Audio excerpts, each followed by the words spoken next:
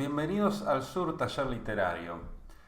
Vieron que a veces se dice eso de no empieces con una descripción cuando se dan consejos a narradores incipientes, a personas que recién empiezan a escribir cuentos o novelas. Algernon Blackwood, excelente escritor de terror, no tan conocido como debiera ser, no tan conocido como otros. Recomiendo cuentos como El Wendigo, Antiguas Brujerías, este que vamos a leer ahora y que es casi una novela corta, Los Sauces, entre muchos otros. Un gran escritor y un maestro de la atmósfera. Su literatura es inmersiva, hipnótica. Puede que alguien acostumbrado a otro tipo de terror, quizá más contemporáneo, se le pueda antojar lenta, pero háganme caso si les gusta el género, si les gusta la literatura en general. Si uno se deja hechizar por la prosa de Blackwood, la va a pasar muy bien o la va a pasar muy bien pasándola mal. Entonces, esto de no empieces con una descripción, está bien que se dé como consejo para quienes recién se adentran en la escritura. Pero cuando uno describe como describe Blackwood, puede hacer un hold my beer, teneme la cerveza, teneme el cubata, dirían los españoles, y mirá lo que hago. Pero la idea no va a ser solo mostrar esto, sino ver por qué funciona también esta descripción de Algernon Blackwood, algo que creo que se puede generalizar y no tiene que ver con si ustedes escriben terror u otro género, es válido para todas las descripciones.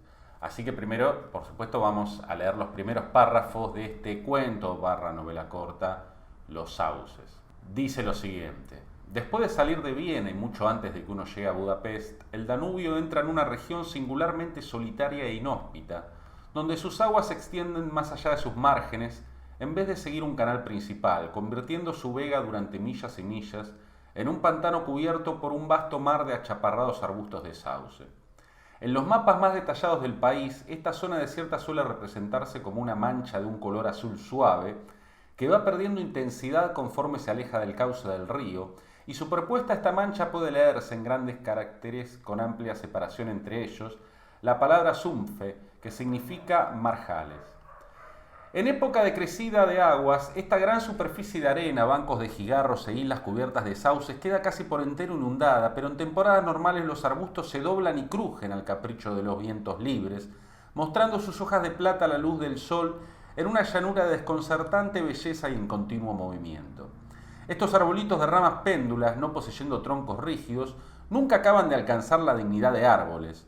Permanecen como humildes arbustos con sus copas de suave contorno redondeado balanceándose sobre esbeltos tallos que responden a la menor presión del viento, flexibles como largas hojas de hierba y movedizos hasta el punto de dar la impresión de que toda la llanura está viva y en continuo movimiento, pues las ráfagas envían olas que suben y bajan a lo largo de toda su extensión, ondas de hojas en vez de ondas de agua.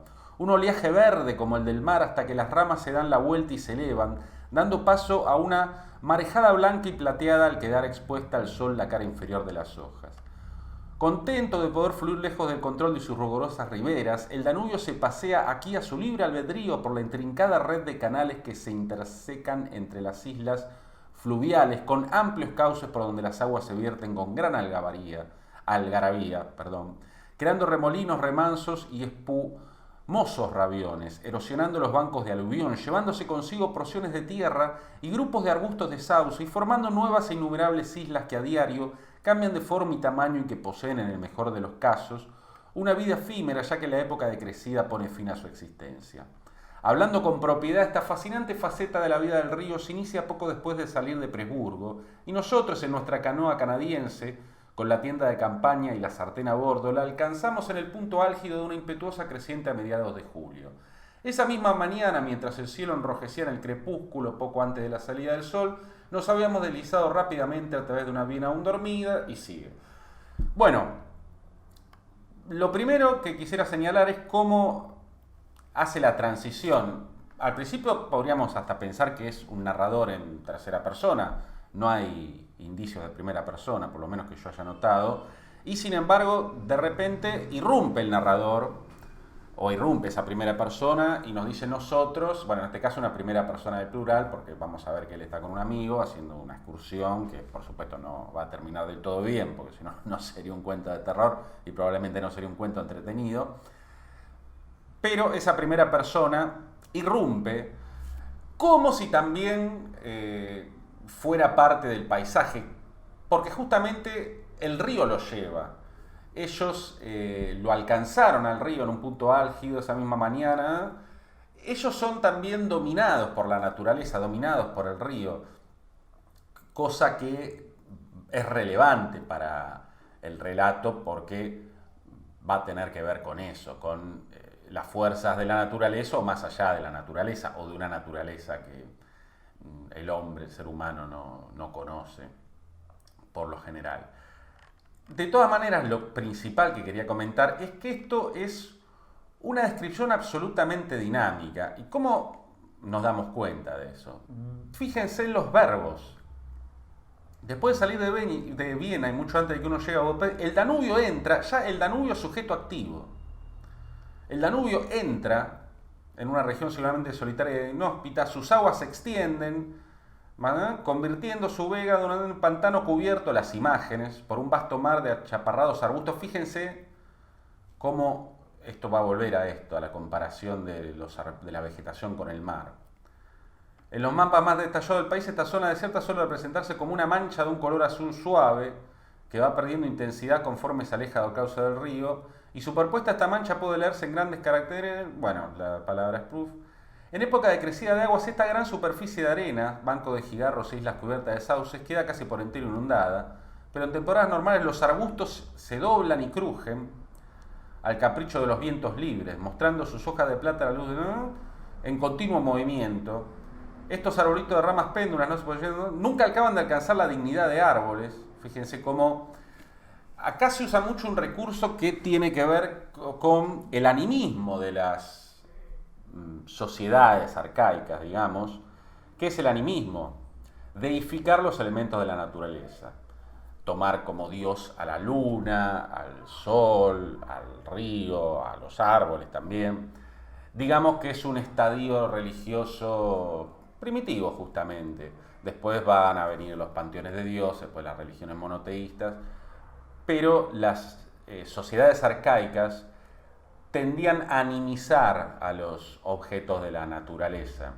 En literatura esto se llama prosopopeya, cuando yo tomo un objeto inanimado y le atribuyo cualidades humanas. Por ejemplo, el indigno cartel que indica tal cosa, o cuando uno dice el melancólico árbol, ese tipo de cosas que hacemos hasta en la vida cotidiana. De hecho, a veces a un conductor al que no le arranca el auto en una situación en que está apurado, probablemente se acuerde la madre del coche, le atribuya cierta profesión, ese tipo de cosas. A veces nos comportamos como si los objetos realmente pudieran escucharnos. Dicho esto, fíjense cómo está completamente en movimiento esta descripción. Primero porque nos cuenta el viaje del río, del Danubio, como si fuera una narración. Es casi una narración del viaje, sí, del Danubio, de cómo se mueve. Y también los sauces, que van a ser protagonistas, de ahí el título del cuento, también se mueven, crujen con el viento. Las ráfagas envían olas que suben y bajan a lo largo de toda su extensión, ondas de hojas en vez de ondas de agua, otra vez la comparación con el mar, acá también. Las ramas se dan la vuelta y elevan. Contento, otra vez, un atributo humano. No es que los ríos estén contentos o tristes, no tienen esa potestad. Contento de poder fluir lejos del control de sus rigurosas riberas, el Danubio se pasea aquí a su libre albedrío, por la intricada red de canales que se intersecan, creando remolinos, remansos.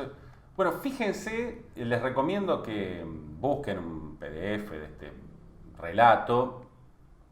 Y primero les recomiendo, sobre todo si les interesa el género, que lo lean y que lean también el Wendigo, que es mi favorito de Blackwood. Antiguas brujerías es muy bueno. Hay otros relatos muy buenos de Algernon Blackwood. Ahora hay otro que estoy pensando que se me va de la cabeza, pero es un gran escritor. Les recomiendo o poner este video en pausa mientras yo lo leí o buscar un PDF y tomarlo como modelo de esto, de una descripción absolutamente dinámica. Acá no tenemos en ningún momento la sensación de que esto es algo estático, que es un retrato. Menciona el mapa como una cuestión anecdótica, alguna otra cosa, pero por lo general, primero la amenaza, ¿no? Ya empieza diciendo que es solitaria e inhóspita, que las aguas se extienden más allá de sus márgenes, como que se vuelven más salvajes, entre comillas. No es que las otras aguas fueran civilizadas, pero ya eso de irse de los márgenes, como si en ese lugar ya pudieran pasar cosas que están fuera de los límites. Acá, bueno, esta cuestión de la palabra. Y fíjense que ya empieza con los arbustos que se doblan y se crujen, hojas de plata a la luz del sol, desconcertante belleza, continuo movimiento, ramas péndulas que no alcanzan la línea de los árboles. Bueno, todo aquí es movimiento y animización, o prosopopeya, en términos retóricos se dice prosopopeya, que además no es un capricho, porque todo esto va a ser importantísimo para la historia. La naturaleza va a ser prácticamente la protagonista de la historia, la naturaleza incluyendo, como dije, lo que normalmente se considera sobrenatural. Así que no solo es que está bien hecha, que es muy dinámica la descripción, sino que no es en vano, no es porque a Blackwood le gustaba describir paisajes, sino que es indispensable que el paisaje sea descrito. Y aunque Blackwood podría, como hace por ejemplo en el Wendigo y en otros relatos, ir describiendo el entorno, el paisaje, a medida que los personajes interactúan con él, a medida que pasa la trama, en este caso elige, cosa arriesgada, de todos modos, empezar con una descripción, desoyendo el consejo de que no se debe empezar por una descripción. Bueno, yo diría, no empieces por una descripción a menos que sepas muy bien lo que estás haciendo y sepas darle vigor a una descripción. Que una descripción no sea aburrida, que no sea estática. Acá casi que nos están narrando la historia del Danubio. Y después los que fluyan por ahí van a ser los personajes. Después ya nos vamos a encontrar con los personajes. Es una porción interesante descriptiva. Tampoco es una locura porque son unos párrafos, pero recién aquí aparecen los personajes. Sí, tampoco es una...